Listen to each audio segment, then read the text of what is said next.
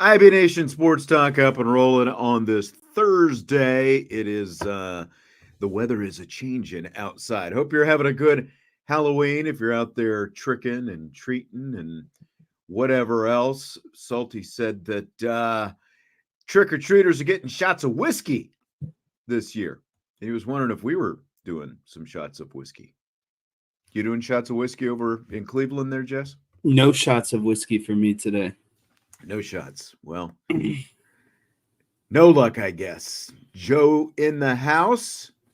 All right. He is way in on this show. Well, if you're popping in the show right now and you want to throw some we ins, we outs at us, feel free to. We've got a few, not quite as heavy as we usually are on the we in, we out question. So we've got room to throw a few in if you have some along the way. You want to do this, Jess? You want to just hit it rolling? You look like you're a little down in the dumps today after spending a day with Vince, I guess, yesterday, huh? Yeah, I'm a little wore out this week, if we're being completely honest. It's Halloween. Seems like everyone is on a bye week. There's not a lot of we in, we out questions. There wasn't many mailbag questions yesterday. So I think mentally I'm on a bye week. Also came home and the house was just messy in here, so I'm stressed about having to clean and all that stuff. So not too much fun, but we'll get it figured out. It is Thursday. It's Friday Eve. Get paid tomorrow, so my happiness will soon be on the horizon. All right. I'm glad. I'm happy for you. I'm glad that your happiness is going to spike here pretty soon. Let's start with Demetrius Rex. He says the swing pass to Jeremiah Love that keeps going for negative yardage is going to be used to set up a huge play with a pump fake to the swing pass followed by a deep shot. Are you in or you out on that? I would be out on that. I don't think you're necessarily going to use, a swing pass out of the backfield to set up a big play. Usually those swing passes are, they're kind of like a safety valve for if everything's covered downfield, you kind of just dump it down there. If you notice you're getting blitzed and it's man-on-man coverage with a wide or with a running back and a linebacker, you can dump that swing pass off. But I think there's more creativity to design pass plays than just, a fake off a swing coming out of the backfield. I think there'd just be a little bit more to it than just a swing fake, I guess. Jesse, starting the show off with Danny Downer vibes. I guess it's just obvious that you've been hanging out with grumpy old man Vince for a little while, starting off with that answer. I'll just be optimistic and say yes, because, it's like that and, like the tunnels to Bo Collins. It's like, what are these leading to? What are they doing? Where are they going? It's got to lead to something, right? So if there's maybe some positive that we can take out of it, maybe that's it. I mean, you had a better explanation, but I'm just going to keep an open mind here. I'm going to keep positive vibes along for the ride today. So I'm going to go in on that. I think it's a good thought from Demetrius Rex. Did want to tell you about MyBookie, the one sports book that's got your back with no fluff and no second guessing. It's just straight up action with you in control.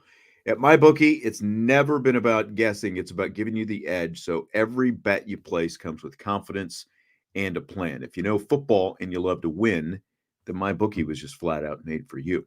And if you're new to the game and not sure where to start, step up. You can use our special promo code, IRISH, that'll double your bankroll with a 100% deposit bonus right from the jump. That's more money, more power, and making more winning plays. And also, if you've already been using MyBookie, you can take advantage of MyBookie Plus.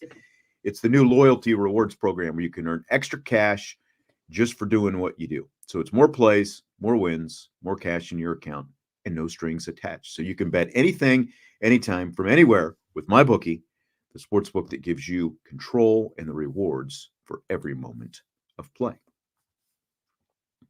So there you go. Ooh, we've got all kinds of in and outs rolling in here right now. Jess. Misguided passion. The defense gets a shutout before the regular season ends. In or out on that? So let's see. Florida State, Army, USC. And Virginia. Yeah. I don't think they'll get it against USC. I don't think they'll get it against Army.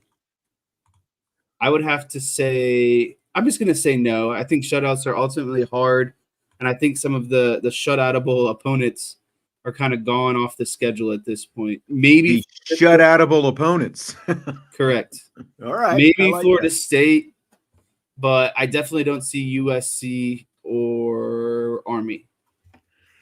Yeah, I just think that I've got to be out on it because as good as this defense is, it is just too hard to get a shutout. I mean, the last time they got a shutout, it's been almost 2 calendar years. That 44-0 win over Boston College 2 years ago that was senior day. Yeah, it was senior day. It was the day that it snowed and all that kind of good stuff out there at Notre Dame Stadium. So I've got to be out. Like even Navy, as bad as Navy was last year, kicked that field goal. Remember Syracuse getting on the board late a few years back. It's just shutouts are too tough, and ultimately too random, I think. And I think that teams will do anything and everything they can if they have an opportunity to do something like kick a late field goal just to avoid having a goose egg up there on the board. So defense great, in, shutout, out, just because it's too tough. ND Forever 72.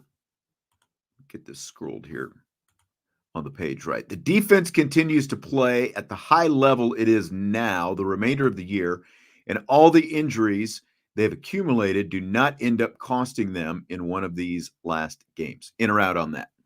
I'll say in on that. I think they have a tremendous amount of depth. I think they have basically a defensive coordinator and position coaches that don't really allow for the mindset of, that like losing someone is kind of the end of the world, right? It's the next man up. And I think that what we're seeing right now finally is a lot of depth from Marcus Freeman's recruiting class, and depth that also translates to the field, guys who are ready to play when their number is called. So I think at this point, I think the injuries are what they are, and I don't think it's really going to cost them a game defensively. I think what's going to potentially cost them a game is the offense. I think the offense has more of a chance to cost them a game than the defense does. So you're not saying the offense will. You're just saying there's a greater chance that the offense could cost them a game. Yeah, in comparison. Yeah, when kind of looking at this question. Yeah, I mean the defense is the constant,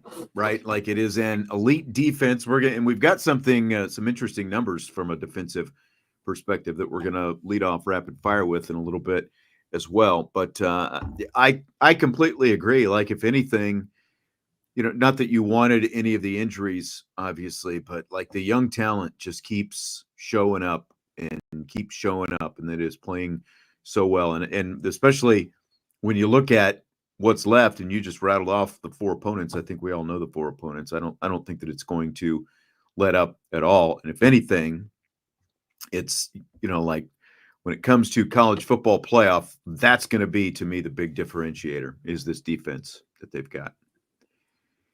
In or out, Notre Dame is at least number 9 and at worst number 10 in the first college football playoff rankings that come out next Tuesday. I think this question kind of contradicts itself because at least and worst should be the same number. If I'm reading this correctly. I mean, basically he's saying they're either going to be 9 or 10. When you boil it down, right? Maybe the wording was a little bit off, but I mean that's the gist of it, right? They're going to be 9th or 10th, is what he's saying, or she. I'm going to say that I am in on them being a top 10 team in the first college football rankings. Man, I wish I knew. And like there was the stuff that Heather Dinich was saying the other day on ESPN. Like she's obviously very well sourced, and I saw some people on our boards were shooting the messenger for her being the one to say it, but like she's saying that there's a lot of people on that committee that are going to hold the NIU loss against Notre Dame and can't forgive it, and so like Notre Dame has which is stupid. Yeah, Notre Dame has one of the best wins in the country, but they also absolutely have the worst loss in the country of any of the contenders for the college football playoff. So I think that they should be at worst number 10 in these first rankings. I'm really curious to see what they are when they come out, especially because they do have a bye this week as well. By the way, Joe has one just for you. In or out, Jesse needs a Red Bull. I could go for one of those right now. I don't think I have ever had a Red Bull before. What about a Monster? I've never had any of that stuff. Just coffee? Just, you know me. I'm straight up coffee. I don't do the Mountain Dew. I don't do the Dew. I just do high ethanol coffee every morning as much as possible. Sometimes, a little cream if I'm, getting crazy and I'm splurging when I'm out actually at the Dunkin' Donuts. But I don't think I've ever had. What's a Red Bull taste like? That's a good question. I don't even know. It tastes like carbonated. I don't know. It's so hard to describe what a Red Bull tastes like to someone who's not had a Red Bull before. But I would say I prefer Red Bull over Mountain Dew, coffee, Monster. If I had to drink a caffeinated drink where I was like, I need energy right now, I would get a Red Bull sugar-free. That's what I would get. Okay. All right. So maybe did you ever have a Mountain Dew Code Red? Did you ever try those when you were? Yeah, I've had a Mountain Dew Code Red. Yeah. So are they like similar to that? Maybe not as sweet.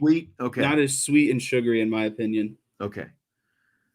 I did like the Code Red back in the day, but like just way too much sugar, obviously, especially as you get older. Kind of going back to the playoff top. Mike says, even though it should be 11-1 is no guarantee. Notre Dame is legitimately in trouble at 11-1. They could miss the thing, basically saying they could miss the playoff. I mean, and that's why I think this first ranking is going to be really important to see what this committee thinks of Notre Dame, because I've said it a million times. This is the first time that, we've had a 12-team playoff, and how they view Notre Dame's resume with, again, an incredible win, a win that has turned out to be very important against Texas A&M, but also a loss against a 4-4 MAC team, and how they view that, where they show up in this first ranking is going to be really important just in terms of what their ultimate chances are. Because if it's low and you look at the schedule that they've got remaining, that's not going to do them a ton of favors, even though they are fortunate. They do still have a ranked Army team coming up. That could end up being more important than any of us would have ever thought at the beginning of the season. Hesburgh Mafia. All right. So let me see. Notre Dame gets dropped out of the top 10 by staying idle this week because they get jumped by the likes of BYU, Clemson, and Iowa State. In or out on that? I'm going to go out on that. I think what's really, I said this yesterday on the show, I think what's really giving Notre Dame the best boost right now is what many consider to be the best conference in football, the SEC. Notre Dame beat the number one team in the SEC at the moment, right? Like that's the only loss for Texas A&M. And I think Texas A&M being undefeated in the SEC and their only loss being to Notre Dame in the first game of the season is really what's kind of propelling each of those two schools right now. So I think if BYU, Clemson, and Iowa State were going to propel ahead of Notre Dame, that would have happened in this most recent ranking. And I don't see Notre Dame just dropping behind them because they're on a bye week. I don't think that who any of these teams is playing is impressive enough, like for for the polls that we've got right now, AP and coaches poll, like BYU is just a little bit behind Notre Dame in the AP. They play Utah this week. So rivalry game at the same time, Utah is a 500 team. Iowa State plays Texas Tech, another 500 team. Clemson plays Louisville, a little bit above 500 right now. So I don't think that in any of those polls, it's going to sway anybody one way or another and move them, past Notre Dame. So I'll be out on this as well. Again, the ones that the rankings that I am looking at the most are the ones that come out next Tuesday. All right, so Hesburgh Mafia has some spooky we in, we out questions too. Number one, the Eagles crushed the Cowboys terribly on November 10th, that Jesse gives up on them and becomes a Browns only fan. So this is specifically for you, not fans only or only fans, but you're a Browns only fan in that scenario. You in or you out on that, Jess? I'll be out on that one. I haven't given up on the Cowboys, but I just don't like. I think we talked about it on Tuesday. This is probably the least excited I've been about a Cowboys team in probably a decade, if we're being 100% honest. Because the bad teams that the Cowboys had in the last decade were when Dak Prescott shattered his ankle and when Tony Romo broke his back. So you could at least forgive the fact that they were using have a starting quarterback. Yeah, exactly. And so I think literally before, like, you have to go back to like early 2010, 11, 12 kind of range. The last time they were just genuinely bad, no excuses. And yeah, I don't know if this is like a secret tank mission, you know what I mean? Because they know that they need to get better in some certain spot. I just don't know. But long story short, I'm not excited. But the only games I care about are the Eagles. And so those are the games I think I'll get up for the most for. The Eagles are still really bad on defense. The Cowboys will be bad on defense. So those will be high-scoring games. I just hope that the Cowboys can somehow sweep the Eagles this season. It would kind of make up for the rest of it that's going on. By the way, I do find it very, very amusing that Kevin Stefanski can win games with anyone not named Deshaun Watson. He can take any retread quarterback, a guy who's literally on his last legs, like Joe Flacco or Jameis Winston, and win football games. Like, who saw the Browns beating the Ravens last week? No. Couldn't do it. Well, I guess he hasn't played them yet with Deshaun Watson, but he can win. He can win games, just not with Deshaun Watson at quarterback. Last one from Hesburgh Mafia. Notre Dame Stadium is haunted by more than the ghosts of the NIU home loss. I'll let you take this one first.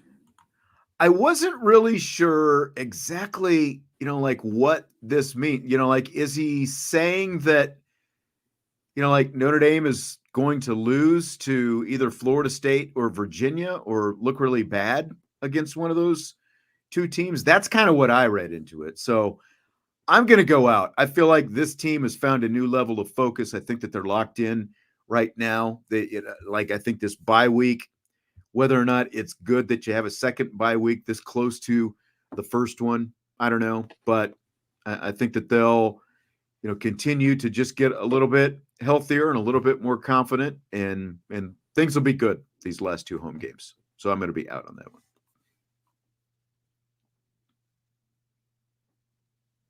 Are you not going to say anything about it? I still just don't know how to interpret it. I guess what I think is happening in this question is like Notre Dame has like ghosts of its past that are more so that weigh heavily on them more so than the NIU loss. But I just don't know what those ghosts of the past would be. Like Brian Kelly is gone. I don't think there's really necessarily any excuses. And I don't think like, I don't know.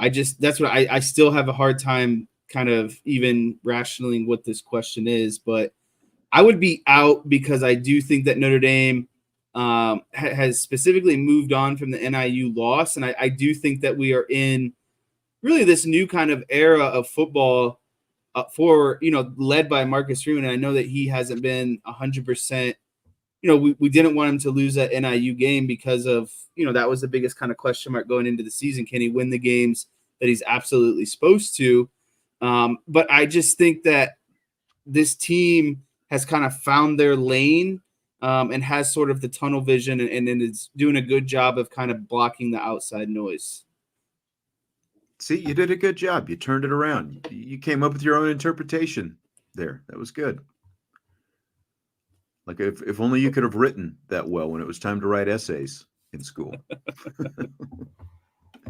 From Elmer Layden, the Notre Dame football team will have a better chance to get through the first round of the playoffs if they are seeded 9 through 12 and play an away game at a hostile place where the world is against them than playing at home against a lesser opponent. Are you in or out on that?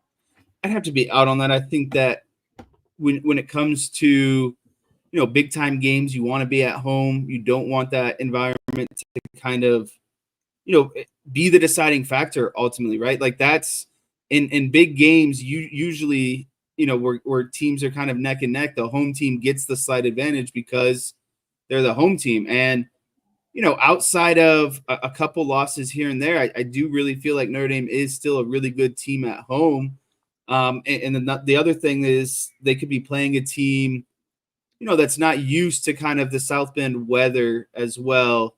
And I think that also could play a big factor. Yeah, and I get it. I think, part of this is, well, they're playing better. They play better away from home than they play at home, that whole thing. But I'm out on it as well, because if you're seeded 9 through 12, then at least in theory, you aren't, like at the very best, you're playing a much more equal opponent than if you're seeded 5 through, I'd say 7, because if you're seeded 8, you're going to play the number 19, and it's basically a toss-up, and then it's just a matter of are you home or are you on the road. So I think that especially that 5 through 7 seed and getting to be at home is the place to be, and even the 8 seed, because again, you would host the 9 seed, and that's it. And I feel like again they've moved past kind of the shock and awe of that Northern Illinois loss. I think they're well past that at this point. Let me see. Balpine Shalele has a couple for us as always. Always appreciate his questions. If Notre Dame runs the table and LSU runs the table, I like this one, by the way. If Notre Dame runs the table and LSU runs the table but loses in the SEC championship, they have good odds to play each other in the first round of the playoffs. We in or we out on that? We'd be in on that because LSU would basically be a 2-loss SEC, made it to the SEC championship but lost. But they would have 3 total losses. So how confident are you a 3-loss LSU team with one of the losses being to USC is going to make the playoff? I think that's the biggest question you have to answer.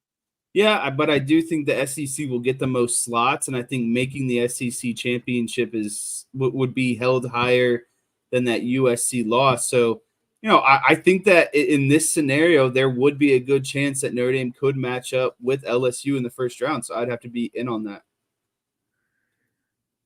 I am going to go out because I think that 3 SEC teams are pretty much a lock to get in. And it's the 4th. Do they get 5? Man, I don't think they're going to go 5 deep. But I mean, as of today, Texas, Texas A&M, and Georgia are as close to a lock as you can get, with Tennessee not being far behind, because remember, Alabama, of course, already has 2 losses. And I think LSU is going to have to run the table and win the SEC championship to get into the playoff. I don't think that it's good enough, even though they would have a win over Georgia in that scenario. So that would be good for their resume. And they would also have a win, or actually, excuse me, I'm thinking Tennessee, not LSU. So LSU still has Bama coming up, so they would have a win over Bama. So I was like half right, half wrong, but they haven't played Georgia this season. But that would be their best best win the rest of the way would be over Alabama until the SEC championship game. So I'm going to stick with mine. I'm going to be out because I think that they would have to win the SEC championship to get in. I don't think they get in with a loss in the SEC championship game and 3 total losses overall. But I like the question. I like the thought. But Ballpeen also says, in this scenario, the home playoff game against LSU would create the most raucous Notre Dame crowd in the past decade. In or out on that? Oh, If it did 100% would be actually on that. But the Brian Kelly homecoming and a playoff game, I mean, it would be absolutely electric in there. That would be kind of crazy to think about it as well. Brian Kelly, after hosting Cincinnati, you know, with that whole thing in 2021, and then potentially coming back to Notre Dame, I think that it would be nuts. You know, the question would be like, would LSU travel?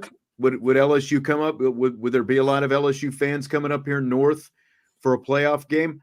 I think you'd get a decent crowd, but I think that you'd also just, you know, people rather sit home and eat gumbo and watch the game on TV than come up here and potentially have to sit in 20-degree weather and some snowfall outside in December. But I think it'd be I think that from a Notre Dame perspective, it would be very electric to have Brian Kelly and LSU coming in for a home playoff game. Dome or Grizz, in the future, every team should play in week 0, so there are 2 bye weeks every year. In or out on that? Yeah, I'm in on this one, and I'm actually surprised more teams don't play in week 0, so you can get another bye. And I also like it because I believe week 0 is that Labor Day weekend or the weekend before Labor Day. So to me, the sooner the football can start, the better. So I'm in on this one.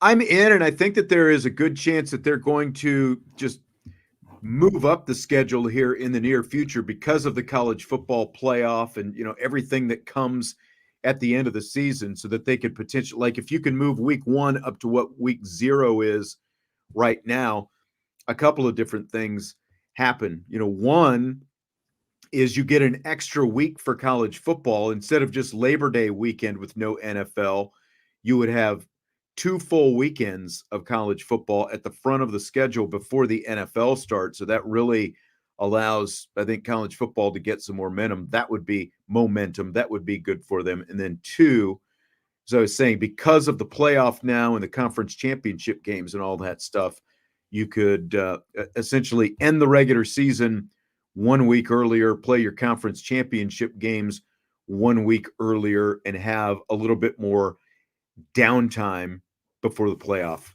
started. So I would be in on this. Now, it's the 2 buys. I don't know exactly how that would be, you know, organized. Like, would everybody get the 2 buys and all that kind of stuff? But I would definitely be in on it, at the very least, moving it up. All right, so that is that from the thread questions from our subscribers. And we will go ahead and do some here from the chat. Tommy Guns, we in or we out the Bo Show, continuing to be Notre Dame's #1 receiver through the rest of the regular season. You have to be in on this. I think that it is very clear that Riley Leonard trusts Bo the most in kind of those high leverage situations. If I had to pick another wide receiver, I think Jaden Greathouse would be right behind Bo Collins in terms of, you know, who Riley Leonard trusts the most. But it seems like in the big time situation, you want to go with the guy who's played, you know, has the most experience, has played in these type of games the most. And, you know, coming in from Clemson, that's a very winning program. I know they've struggled the last couple of years, but still, I still think that Bo provides just kind of that most, as a quarterback, that easiness of, you know, who you feel the most comfortable with. He's got 28 catches. Greathouse has, what is it? I believe it is 18 catches. Yeah, 18 catches that Greathouse has. And there's just a lot of confidence, it seems like, Riley Leonard has in Collins. You know, and it's like he doesn't have the huge yards per catch and big explosive plays and stuff like that, but Riley Leonard knows where to find him, and I think he will. And I do think that Greathouse will be right behind him, but I think it's going to be Mr. Bo Show, Mr. Bo Collins, leading the team when it's all said and done, continuing to lead the team. Joe, In or out? Aaron Boone gets fired. What do you think about this one? Yeah, so Aaron Boone started off in 2018. I believe his first couple seasons he had 100 wins. Really wouldn't put too much weight into the COVID season, but I mean he's been 100 wins, 103 wins, 92 wins, 99 wins, 94 wins, and he's made the playoffs just about every season except last year. And he's lost in the wild card, in the World Series, the divisional round, and the championship series round. So, guy who's been a head coach for 1, 2, 3, 4, 5, 6, 7. He's made the playoffs 6 out of 7 years, but hasn't really turned it into anything. I do think that it might be, in the Yankees' best interest to kind of go out and, find a guy who's ultimately going to get the job done for you. I think that this was their best chance at winning the World Series. I know the Dodgers have a lot of firepower in their offensive lineup, but they were really, really weak in terms of pitching this season. I just, the Yankees were basically on the brink of getting swept, and I just think that's unacceptable considering where the Dodgers pitching was at this postseason. So I do think that it is, it's not really, especially with the Yankees, it's not enough to just make the playoffs or, lose a World Series. It's about, they've won a World Series 27 times. That's what the Yankees are about. So I do think it's time to move on. Yeah, and I do think where baseball is right now, how much blame you assess to the manager, how much goes to the front office, like the analytics department part of the front office, because the manager is not the one making the majority of the decisions these days. But at the same time, like just watching that fundamentally flawed team out there, I mean, they should have made the World Series this year. Look at all the small market teams. Like, who did they have to beat to get there? This is what I said. I guess it's been a week ago. The Royals and the Guardians. Yeah, they had to beat the Royals and the Guardians. Exactly. Like, when you look at the Yankees lineup and you look at the lineups of those two teams, they should have beaten them. And that's why I said the Dodgers were much more tested coming through the National League than the Yankees were. So, like, how good is this team? Really, I do think, and we're going to get to some of the stuff, Joe, you're talking about, the fundamentals.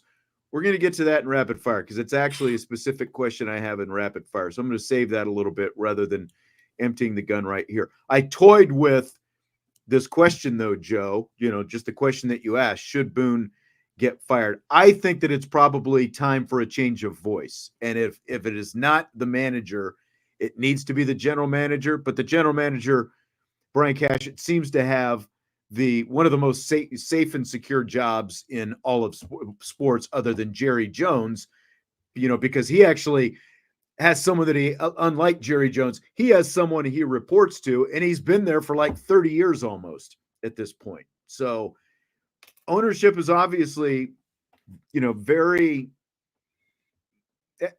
maybe not very happy, but seems to be pretty happy with him. So I think that, yes, Aaron Boone should get the boot.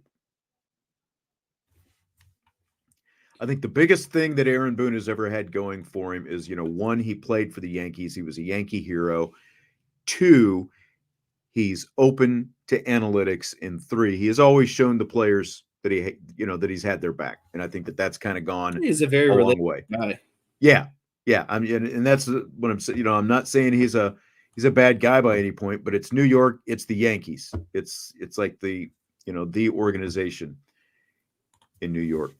Salty, in or out? The Irish passing offense will hit its full stride just as the playoffs start. The great one will have his best games at that time. In or out? So this question I think is a little tricky because I don't know.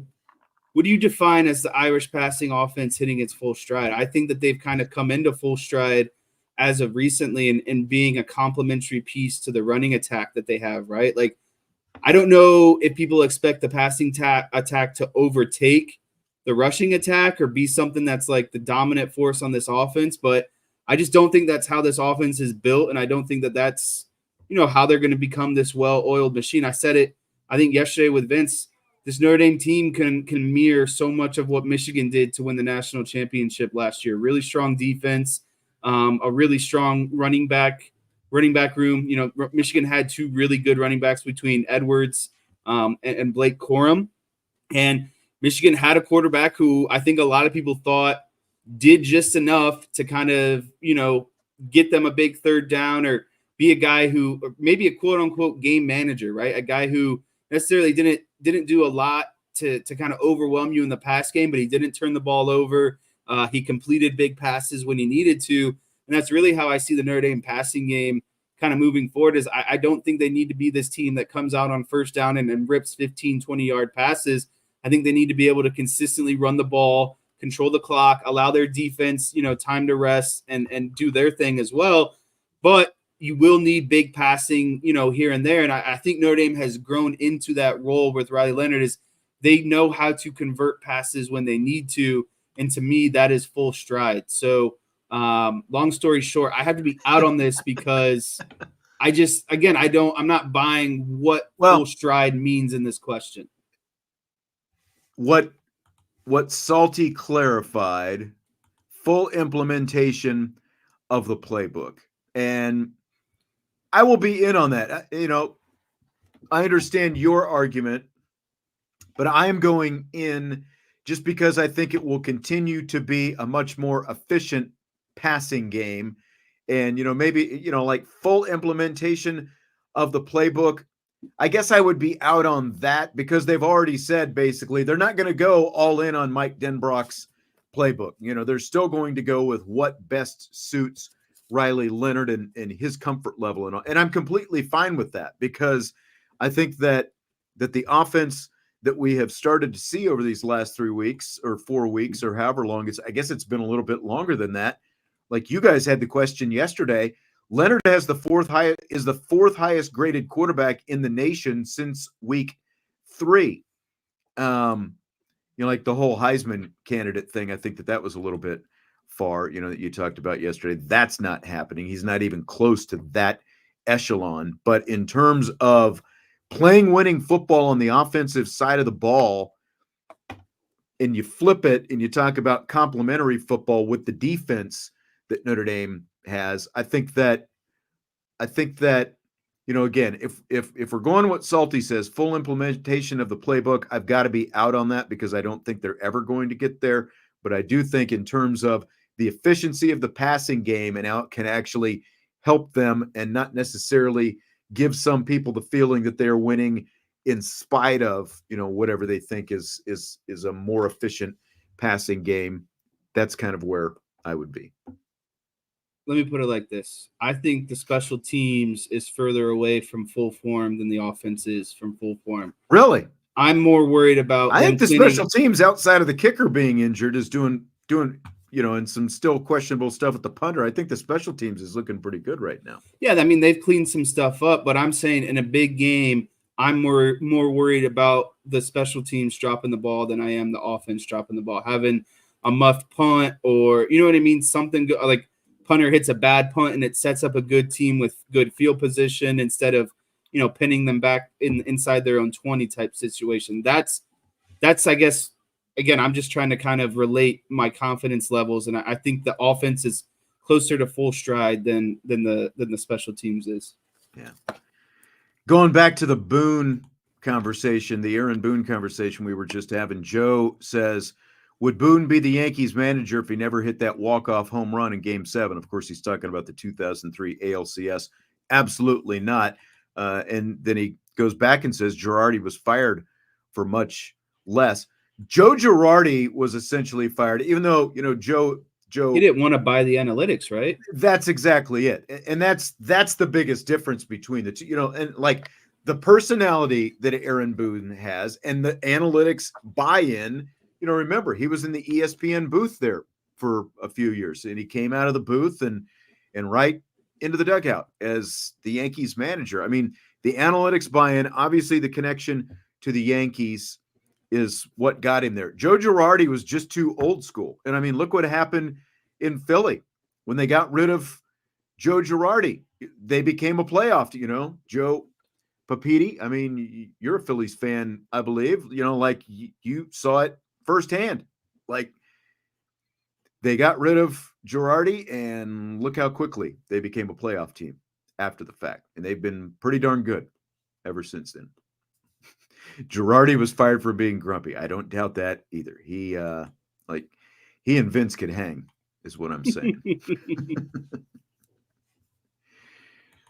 Okay, Tommy says we in or we out on the points per drive data. You're going to have to be a lot more specific because I don't know exactly what the points per drive data says. So if you want to follow that up, we will come back to it. But in the meantime, in or out on the Irish women's basketball team making the Final Four. I am still in. I do hope they get healthier here in the very near future. Again, we'll save that for rapid fire because that's coming up. I am in on it. I think they're they're right on that borderline Elite Eight, Final Four. They're definitely going to be better than last season. I like what I saw of the distribution of shots last night amongst Notre Dame's kind of star players. I felt it was very evenly. I know it was a preseason game, but I think that's something that's a conscious effort is getting, basically getting those 3 to 4 players their kind of, equal allotment of shots, basically. Miles and Hidalgo each had 9 assists last night. Like when those two, and by the way, they scored, now granted it was an exhibition game and they had to, stay out there a little bit longer, but they combined for 46 points and 18 assists, so like, think about that. Not only are they getting their points, but they're spreading the wealth still to everybody else as well. So to your shot distribution point, that'll go a long way, right? For sure. And, the thing that I'm most excited for is that early matchup against USC. I think that's a really good kind of baseline assessment, kind of a little bit into the season to kind of see, where they kind of forecast going forward. From Mike, in or out, Leonard Moore is the best cornerback on the Irish roster right now. Right now, healthy cornerback, I would say yes. I'm really impressed with his ability to – he's a taller and lankier kind of corner by comparison. And I think that I am surprised with his athletic ability. He reminds me of Kyle Hamilton, I guess, to a degree, a guy who's long and lanky but can still move around and has a ton of athletic ability. So I do believe he is the best corner right now. Yeah, and I mean, like you look at his PFF grades, like he just keeps getting stronger every week. And I listened to a couple national podcasts earlier this week, and like everybody that sees Leonard Moore just starts raving about him as soon as you see him, just with that physical ability that he's got. So I'm in on this as well. Very similar to when Benjamin Morrison was a freshman and he was the best corner they had. Not surprising, I guess, at this point, right? What Mike Mickens is able to do. Correct. A lot of great questions, as always. Do hit that like button if you would. We do appreciate it. You're always welcome to continue to throw in more questions if you'd like in the chat as we go along. In the meantime, Jesse, are you ready for rapid fire? I am ready for rapid fire. Fill in the blank.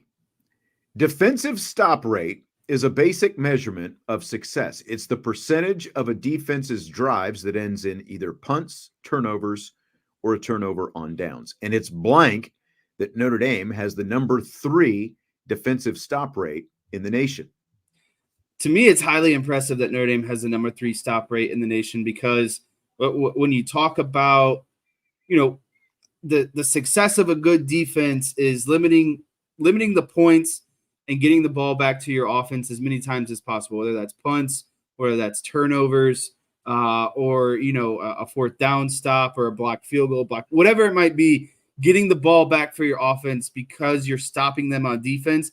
It's got to be one of the most critical kind of stats in all of college football. So to be a top 3 team in the country, I think it, basically reassures a lot of our opinions on how good this Notre Dame defense is. But again, at the end of the day, it's just so highly impressive. And you just kind of keep adding it to the resume of things that this Notre Dame defense does really well. Yeah. And I mean, it's like I said, it's a basic measurement, but it's like the three of the most important things. Either the drive ends in a punt, it ends in a turnover, or a turnover on downs. And to me, it's why they're a college football playoff contender, and why I think that they'll have a chance to not only be in the playoffs, but make some noise in the playoffs once they get there because of this defense. Virtually all the macro level talk about this team, has still been about what Riley Leonard is or isn't, what the offense is or isn't, all that different kind of stuff. But that was, that was from day one going into Texas A&M. Like, you remember at the start of the season, all these people picking Texas A&M, well, because the new OC, well, because the new quarterback, well, because, the new offensive line, and all these questions on the offensive line. Nobody recognized what an elite defense that Notre Dame had. And you would think that you would kind of start to see that a little bit more as the season went on. But, again, like, even look at the Navy game last week. It was like people were just writing off this Notre Dame defense. And I'm not talking about people here. Again, I'm talking about more like the national conversation, like, oh, there's no way they're going to be able to handle this or whatever. So Al Golden is an elite defensive coordinator. All this young talent, running around out there on the field every week is young and elite. And I think that what we're seeing now, we're just going to continue to see, we're just starting to scratch the surface with what we're going to see from these guys over the next few years. The rankings, by the way, Tennessee has the number 1 stop rate. Texas is number 2, then Notre Dame. Ohio State is number 4. Army, the number 5 stop rate in the nation.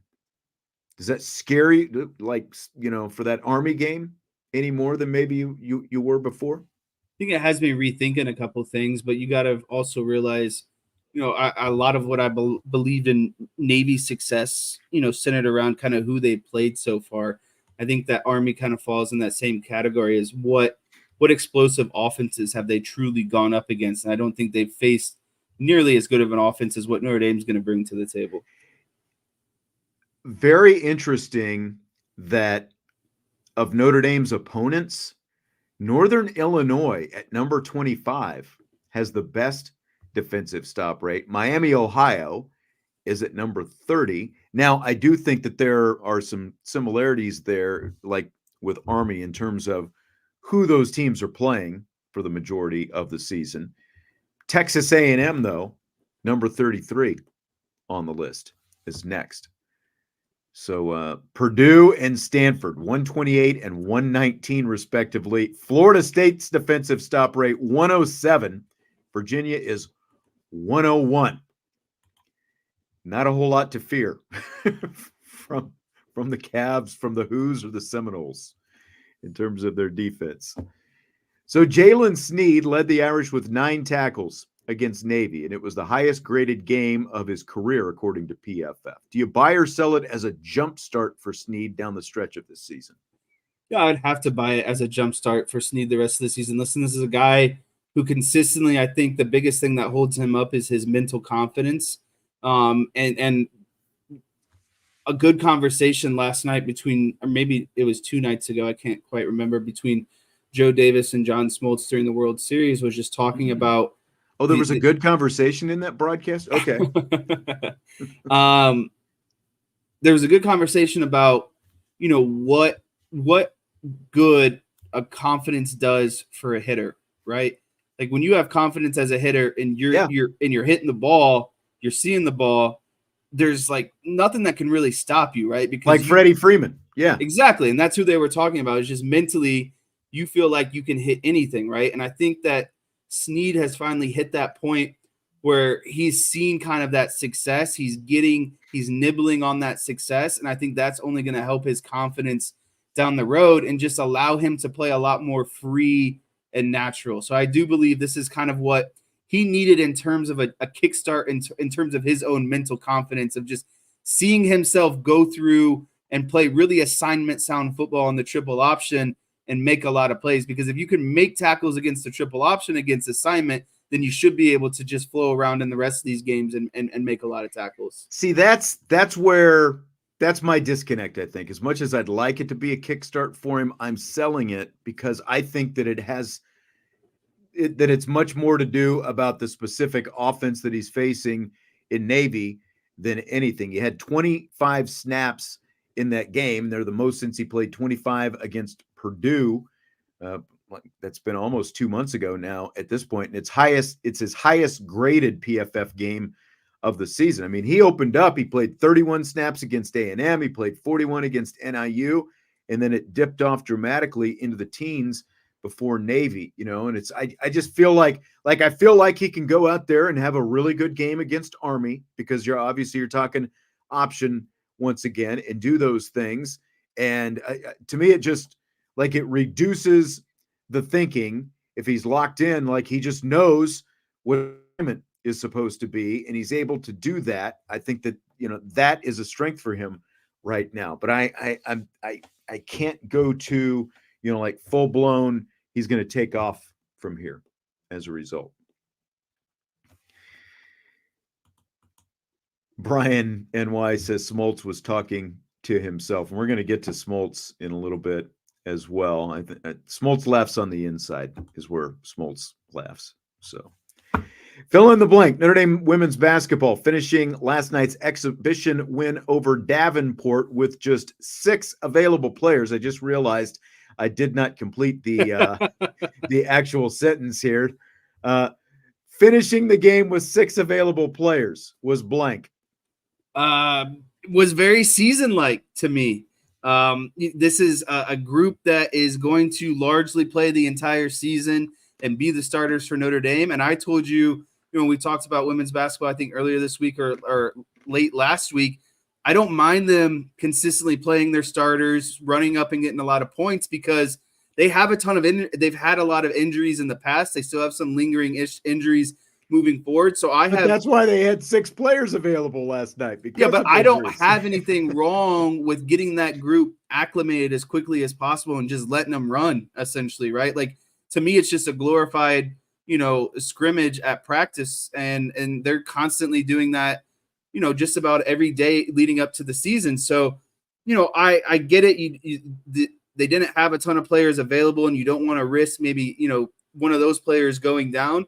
But I look at it on kind of like the glass half full, and I want this thing to be as season-like as possible. Just get them ready, get them amped up, and have them prepared for the regular season, because this is the group of 6 that's going to have to carry you through the entire regular season, especially if you want to make a deep run into the tournament. Yeah, I mean, they had a couple players out for precautionary reasons last night. That was part of it. Sony Citron was out. She had a sore ankle, so they kept her out. Emma Risch had a sore hip, and she had surgery last season that forced her to miss most of the season. So she was out with a sore hip as well. But then, like, when Liza Carlin goes down with a foot injury late in the first half, it's like, oh my gosh, you're kidding me already.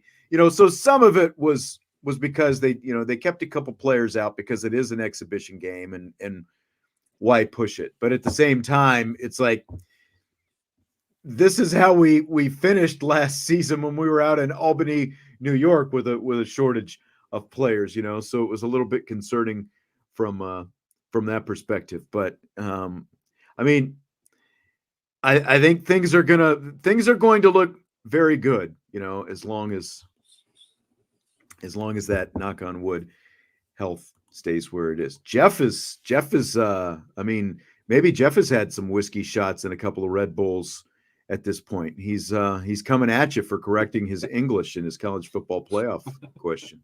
Listen, Jeff, it wasn't personal. My mood was a little grumpy at the beginning of the show. I've loosened up. It felt like you were the show now. It felt like you were saying the same thing. It felt like both of those were kind of contradicting each other. Oh, was this the 9 or 10 question? Yes, it was. I've moved on though. Nothing personal, Jeff. I mean, it was there was just like, it was just, yeah, I get it. More than anything, I appreciate the question. So yes, just keep those coming. Right. I mean, again, I thought it was a good question. There was just like a word that, like, when you read it, it didn't kind of stick at first. I think that's no, I was being a smart butt, really. I knew what the question was asking. Oh, so now, okay. All right. Just let it fly then. So, Jesse, how many teams in the SEC do you think could win the Big 12? Looking at the SEC standings right now, I think 1, 2, 3, 4, 5, 6. I would give 7 schools a nod at winning the Big 12. Okay. Now, don't say anything yet. I'm trying to say like 7. I have 6. And I'm curious like where your cutoff is. I think Georgia, Texas, Texas A&M, LSU, Alabama. Those are givens. Those are 5, right? Yeah, I have those 5. So who is your 6 and 7? I've got Ole Miss as a definite maybe. I think that Ole Miss would be right in that conversation. Ole Miss and Alabama were my last 2. Okay, well, I already said Georgia, Texas, Texas A&M, LSU, Alabama. That's 5. So is it just 6 then? Oh, no, sorry. I misunderstood you. Tennessee. Tennessee. I left Tennessee off. Sorry. That's my bad. So Tennessee would be on the list. So you're right. That is 7. Good call. Yeah, my cutoff was Ole Miss, by the way. Okay. I don't think, and Ole Miss is technically below Arkansas and Missouri. I'm not buying into Arkansas and Missouri. No. Vanderbilt, Florida, South Carolina, Oklahoma, Auburn, Kentucky, Mississippi State. That I think the only other maybe in that group would be Oklahoma, but I don't think that they would do it this season. Not this year. Oklahoma. Like, I think that they could be around where Kansas State sits, like in that Kansas State, Colorado conversation. I think they definitely have a better record right now if they were still in the Big 12, but I don't think that they would win the Big 12 this year. How many Big 10 teams do you think could win the ACC? How many Big 10 teams do I think could win the ACC? What are you talking to Chat GPT over there? You're letting it plug it in for you? I think Oregon could. I think Ohio State could. Penn State? No. You don't think Penn State could win the ACC? Nope. I don't. I do. Okay. I think as much as James Franklin can't win big games in the Big 10, I think he could win the ACC. And then we're talking about this year. Obviously. I think Dabo would run circles around James Franklin in a game. Really? Yes. Ooh. Okay. So I only got 2. Ohio State and Oregon. What about Indiana? Would Indiana at least be in the big or in the ACC championship game this season? I wish I could answer. Can we come back to that after they play like Penn State or Ohio? I'm not bought in on who they've played so far. I mean, if we're gonna wait every week, they've then only played one team over 500, and it's Nebraska. I think that it's a totally fair point, but they've also never trailed this season, and they basically boat raced everybody. But they have a good kind of stretch of games coming up here where I think you can draw more conclusions about IU. I'm impressed with their defense first and foremost. Basically, they have one game. I mean, unless do you include Michigan just because Michigan's Michigan and they've got to get that monkey off their back? I still think Michigan has a lot of talent and they're still good defensively. So, it's I think it would beating Michigan would be the most impressive win on their schedule right now if they did beat Michigan. So I still think that game holds weight. I think until they play Ohio State the next. Well, yeah, that's what I mean. I'm saying if they beat Michigan though, it would be better than any win that they currently have on their schedule. So even Michigan as mad as they are right now would still be their best win if they beat them. Yeah, that's what I'm saying. So I got you. I'm in on Cignetti as a head coach. I'm in on, what their offense has done.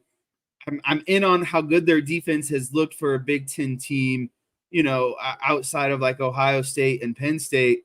I just need to see them play a really tough opponent and stack up, man for man, essentially. I think DK brings up a valid point. Maybe a little intervention is due here. Did 4 years, 5 years of living in Michigan, did it swing you to a Wolverine? No, but what I will say I dislike Michigan, but I dislike Ohio State more because I live in this state now, and this whole state worships Ohio State football more than they worship anything else. Like you could like more than religion, anything. You ask every Ohioan what they agree on, it's Ohio State football. So sick of that first and foremost, and second of all, I've come to grips with Michigan winning the national championship last year. I am no longer in the cheating asterisk. I listened to like a 3-hour podcast with Connor Stallions, and I'm all in on. Wow. I don't think they cheated to the level that many think they did last year. So you're going to believe Connor Stallions. You're going to take him at his word. I am. And you watched the Netflix thing, right? I didn't watch the Netflix thing, but I listened to him on a podcast where I got more information out of that than I did the Netflix. Well, but you didn't watch the Netflix. So I watched parts of it. Okay. I didn't watch all of it because I just didn't think anything was coming out of it. Like I started it and I was like, yeah, they're not going to give me anything. It's a Netflix. Yeah. I'm starting to question your relationship to me. So I just, everyone can form their own opinion. I don't know. Fill in the blank. The Dodgers Game 5 win to beat the Yankees, clinch the World Series was blank. It was fantastic, but unfortunately, I fell asleep in like the 5th or 6th inning last night when all of the action happened. So you didn't even see the comeback? I didn't get to see the comeback, but I saw games 1 through 5. I fell asleep. I dozed off. I was pretty tired last night. Had a long day today. And I didn't think that they were going to win it. And I was like, well, if this thing's going back to LA, I'm kind of dozing off. I'm not going to stay up. And I wake up and I see the news and I was like, wow, this is great. Anytime the Yankees can lose in any fashion, especially in the World Series, I think that's a great day. So, I think overall it was a really great World Series because the Dodgers won and in the fashion that they did win. But if roles were reversed, I would say that it wasn't a good World Series. So yeah, I'm just gonna tell you, it's like I might as well be Vince talking about Michigan or USC, sitting down watching the Yankees lose a World Series. There's not much better than watching the Yankees lose. I just have to say that. And I got home from the basketball game last night, turn on the TV, sit down on the couch. I'm like, okay, where's the game right now? And it's like 5-0. Are you kidding? But what I didn't see right away, bases were loaded and there were already 2 outs. So I saw nothing, prior, like how it got to there. And then the next thing Mookie Betts hits that ground. But have you seen any of the highlights or the replays or heard about what happened even? No. So bases are loaded. Garrett Cole is still pitching. It's still 5-0. Mookie Betts hits this ground ball to first base, and Anthony Rizzo is playing back behind the bag and probably 5 feet off the line, hits it right at Rizzo. Rizzo picks it up. Rizzo, he's a big guy. It's not like he's fast. Betts is blazing down the line. Garrett Cole starts to head over to first base to cover the bag, but then he just stops and points at Rizzo like, you got it. So nobody covers the bag. Betts beats it out. A run scores right there. And then up comes Freddie Freeman. He hits a single. He got a single, but it's like he was down. He was behind in the count. It was like 1-2. It was either 2-2 or 1-2. And he singles up the middle. So 2 more runs score. And then the next thing a 5-run inning. All Garrett Cole had to do was cover the bag, and none of those runs scored. They're flying back to LA right now or they're in LA for Game 6. They would have been flying back last night for Game 6. What's really funny? That's all he had to do was cover the bag. I'm glad you brought this up because I did watch the first 5 innings, and there was a play earlier in the game with not nearly as quick as a runner as Betts, and a ball was hit to Rizzo at first. And Garrett Cole did the same thing. He pointed to first base as in, you just take it. And I was like, man, that's kind of like, it's kind of weird. Like, just get over there. Just get over there. Yeah, exactly.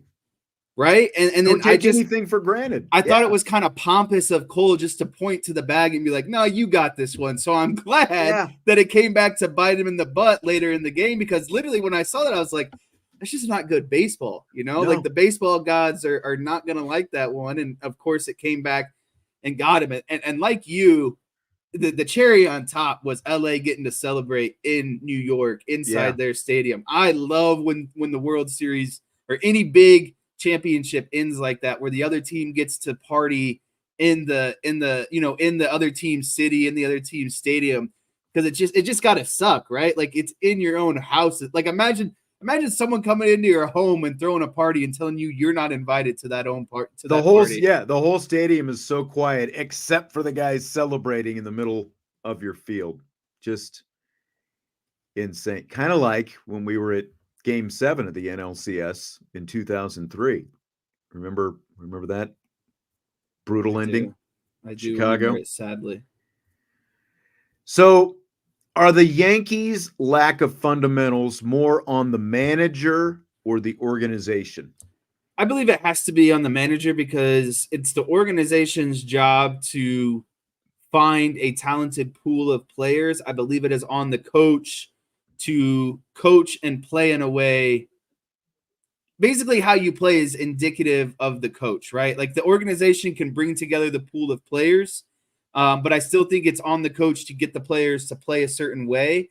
And if they're playing lackadaisical, lack of fundamentals, I think that's on the head coach, because those are things that can be easily corrected through, conversation. Really, like, you call a guy into your office as a manager and say, hey, I need you to kind of, not do these things and do these things. And you know what I mean? Like, I need really you to not run into outs on the bases anymore. Like, could you just stop that? Yeah. And stop running into outs. Well, not only that, but then that becomes like a coaching point as well. Like, you can provide your input on how to create a solution. And I just feel like all of those things weren't really happening with Aaron Boone. So again, it's the organization, the GM's job to go out and sign the players and get the players that you want. It's on the coach to put together the lineup and the roster and to coach them a certain way. I mean, a lot of this is instinct, though, as well. I think that, like the Garrett Cole thing, just like that's another example of fundamentals right there. But like, that's something, like, if he's done that stuff in the past, Aaron Boone or the pitching coach has to pull him aside and say, look, you got to cover first base no matter what. This is not a decision. You can't make that decision. This needs to be instinct. If there's a ground ball to that side, you've got to get over there and you've got to cover the bag. And, like, they've got to be the worst base running team, especially to play in the World Series, that I've ever seen, and especially for the payroll that they've got. But like, every team has a video coordinator and probably assistant video coordinators as well. And like, all that stuff, especially when you go back and you're reporting for spring training in February and it's October now, all those things are correctable, because all you've got to do is have the video coordinator put together a couple of cut-ups, and it's like, okay, here's how you're doing this. It needs to be like this, like maybe take a more direct path to the bag. Or when a ball is coming from center field, you take, a path that is going to get between the throw coming in and, the bag at third base, which, if you watch that Dodgers big inning, one of their base runners did that. Mark DeRosa actually explained it very well last night. Like, the difference in the detail that the Dodgers are and Dave Roberts and his group are obviously paying attention to compared to Aaron Boone is just night and day. So again, it's like, it goes back to what we were talking about before with Aaron Boone. It's one thing to be a great guy and, like, have, kumbaya in the clubhouse and have your guys' backs and all that stuff. But like, you've just got to be a better baseball team, flat out. Like, it's on the guy at the top for making sure that they're performing better than what they did. Because it was embarrassing to see a Yankees team and it's, American League championship team that looked like that in the World Series. But again, I think part of it goes back to who they played to get there. Did Dave Roberts finally get the monkey off his back? I mean, if you're held the COVID championship against him, then absolutely. So that's that was going to be my next question. Does this validate the COVID championship? I think that there doesn't have to be that lingering question out there anymore, because I know that are one of those people who didn't necessarily count it as a championship, even though everyone was playing under the same set of circumstances and all that kind of stuff. Oh, I'm good with it. I thought the NBA and the MLB champion, I thought those were fine. Okay. I just think that maybe it was Vince, because I thought that you were saying that you didn't think that it was necessarily legit.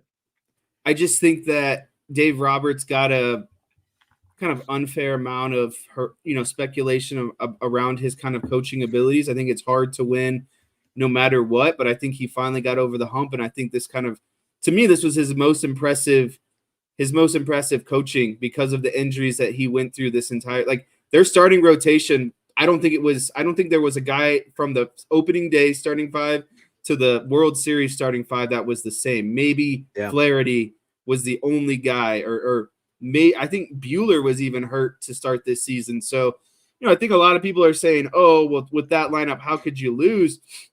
I mean, they still faced a ton of injuries, not only to their pitching staff, but also through kind of their everyday guys as well. So to me, I think I commend Roberts. I think this was one of his best. I think he's going to win manager of the year. A lot of people are going to say, well, look at what they had with their roster. I think it comes down to him and the Milwaukee coach. Yeah, I mean, it's a legit argument to say exactly that when you've got 3 MVPs sitting at the top of your lineup, but at the same time, it's not like the Yankees have chump change over there. And they got Soto, Stanton, and Judge, and a better pitching staff. Yeah, exactly. So, and it's crazy to me that, game 4, you're having a bullpen game in the middle of the World Series. And I realize it's game 4, but it's like that's where we are in baseball right now.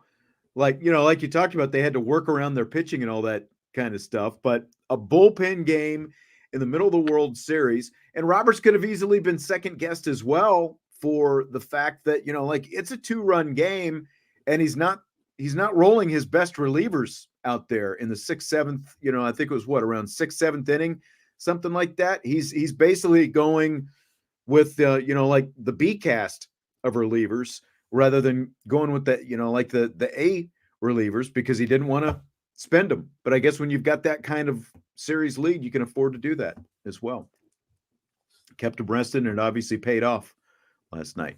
Fill in the blank. Fox's top baseball broadcast booth, of play-by-play man Joe Davis and analyst John Smoltz, is blank.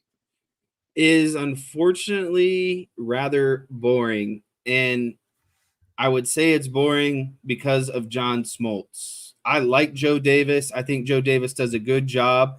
I can't get over John. I don't mean this in a rude way, but I don't understand how he was the guy to pick to do the World Series. I don't think he's good in the regular season. I don't think he's good on just your everyday games, but the fact that he also got the World Series is just really, really bad to me. Because again, I like Joe Davis. I think Joe Davis is really good. I think he's, even if you don't think he's good, I think he's at least average and does the job. But what weighs them down and what consistently brings them down is just old crotchety John Smoltz, who's stuck in that era of baseball that's no longer being played. Well, and it's just like his personality is just not there, It's dry. He's very dry. Like, have you ever heard him, tell an actual story, an anecdote, and kind of have some fun and, some levity and actually, kind of be able to play around. You just don't get that from, like, he can explain pitch to pitch and, he can talk ball and he can do all that kind of stuff. He doesn't make it relatable for the everyday fan. Exactly. And like Joe Davis, I like Joe Davis, but because of the fact, that booth can essentially, from a pulse rate, it can go to you're on life support to 200 beats a minute, as soon as something happens and Joe Davis has a play to call. Cause he's very, kind of generally flat most of the time too. But when you pair that with Smoltz, who is also flat, like for great portions of the time, it's fairly monotone. And then Joe Davis, like when something exciting does happen, I mean, that it spikes very quickly. But the problem is, as we all know with baseball, like the spikes are few and far between. It's carrying the broadcast for the rest of that time. You need some life there. You need some juice. And I just feel like if you're going to have Smoltz as kind of like your guy who can explain, every situation and all these different things to you, like you need someone else, with a little more personality, because you're talking about the premier baseball broadcast, like you're talking about the World Series. Yeah, and it's a baseball and a sport that a lot of people already kind of find boring in general, right? People who aren't necessarily overly excited to watch the World Series. So if you know that as MLB, why are you rolling out John Smoltz as someone who you think is going to draw in more viewers and fans? Yeah, I mean, the TV medium is an analyst medium. The analyst drives the medium in TV, whereas radio is the play-by-play guy because you can't see it. TV, you obviously have the visual, and you rely on both the knowledge of the analyst and the personality of the analyst. So like you just need someone to be able to lighten things up, have a little bit more fun in the booth, and bring the casual fans in and let them have a little bit. Like I think like if you like, I know a lot of people don't like 3-man booths, but I think especially in baseball, because of the extra, time that you do have, the downtime, I think a 3-person booth would be a great idea. Like someone like, and everyone's going to have like their own cup of tea. But I think like if you added Harold Reynolds to that booth, for example, it'd get 10 times better right away. You're shaking your head. You agree with that? I do agree with that. Kevin Millar, would Millar be too much? I don't think so. I do believe that there needs to be a lighter kind of, not comic relief, but you know what I mean? Just like a lighter. Someone who can have fun and, like tell those stories and stuff. Just like someone who has more personality, but also knows ball at the same time. They just find a way to kind of intertwine both of those. Right. By the way, The Athletic reported today that Bob Costas is retiring as a play-by-play announcer. He's 72. He'd been doing it for 44 years. And like, I don't know if you tried to watch much of that Yankees Royals playoff series as an example, but that was kind of a chore to try to watch because, like speaking of, you need a little bit extra there, but Bob Costas, no more play-by-play. Apparently he's still going to do some TV work for MLB Network, but that's going to be it. Nice. See, this is what everybody has to go back to. Bob Costas was hilarious in basketball. Wasn't basketball like 30 years ago at this point? Like, we can always point to basketball.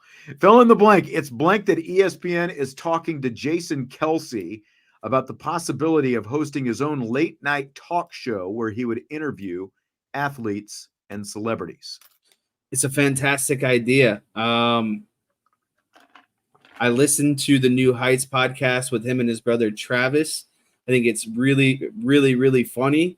And I think that you could have those same style of conversations with celebrities and have those kind of like personal funny moments. And really that it makes to me like athletes, celebrities, like more human at the end of the day, right? Like you realize that they're kind of just like everyone else. It's just their job is to go be a professional athlete or an actor or whatever. But I think the way that he can relate and get them to kind of let that guard down and just have a more fun side, relatable side is something that he would be good at. And then also on the flip side, kind of give you that information that you want on the sports side of things as well, right? Because I think once you can you open the dialogue and you get them comfortable and relatable, then you can kind of start getting intrusive with those kind of more hard-hitting questions. So I think it's a good dynamic of, fun, lighthearted, but still can get down to business at the end of the day. But I guess what I struggle with, because I agree with everything that you're talking about. Like, would you stay up late and watch Jason Kelce do a late night sports talk show?